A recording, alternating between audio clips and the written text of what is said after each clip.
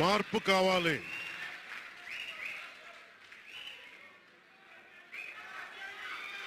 మార్పు కావాలి. పాలన మారాలి.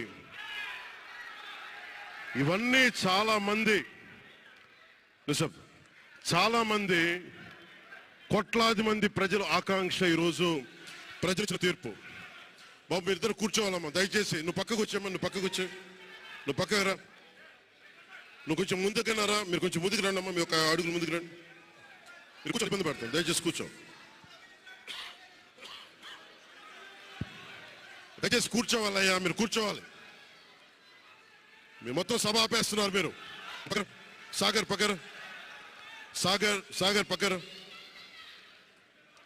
ఇది మనందరికీ చాలా జాగ్రత్తగా ఉండాల్సిన సమయం. ఇది కక్ష సాధింపుల సమయం కాదు. ఇది ఆంధ్రప్రదేశ్ భవిష్యత్తుకి పునాది, బలమైన పునాది వేసే సమయం.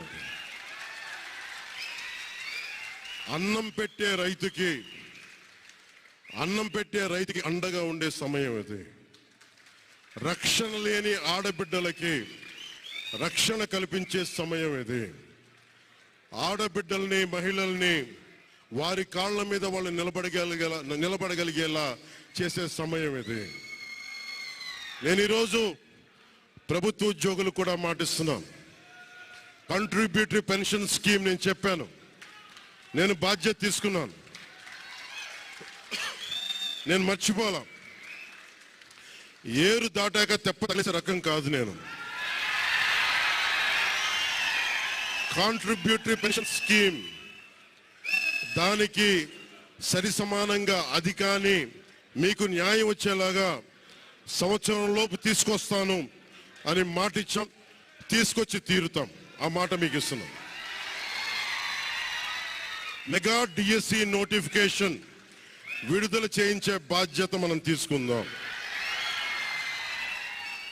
యువత విలవిల్లాడిపోతా ఉన్నారు, యువత నలిగిపోతా ఉన్నారు. మీ చదువులకి తగ్గ ఉద్యోగాలు కానీ, మీ స్కిల్స్ ని పెంపొందించి మీకు ఉద్యోగాలు కానీ, నేను మీకు చెప్తున్నా, నాకు చాలా పెద్ద బాధ్యత ఇచ్చారు ప్రజలు. ఈ రోజున మామూలు బాధ్యత ఇవ్వాల.